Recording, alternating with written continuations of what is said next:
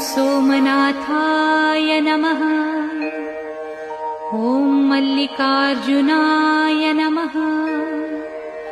ॐ महाकालेश्वराय नमः। ॐ ओंकारेश्वराय नमः। ॐ वैद्यनाथाय नमः।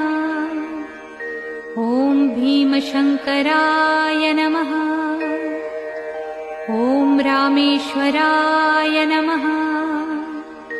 ॐ नागेश्वराय नमः। ॐ विश्वेश्वराय नमः। ॐ त्र्यंबकेश्वराय नमः। ॐ केदारेश्वराय नमः। ॐ भस्मेश्वराय नमः।